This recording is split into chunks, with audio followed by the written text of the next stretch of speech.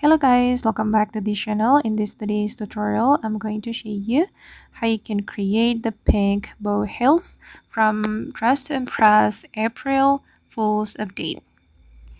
Okay, let's get into it guys. First of all, you need to enter the VIP room and then you can go to the shoes area and you can grab this shoes and then you're going to color it pink.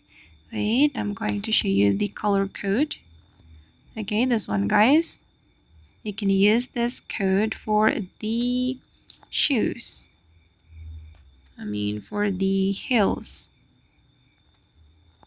Okay, and then you need to go to this area and grab this ribbon. Okay, then color it the same.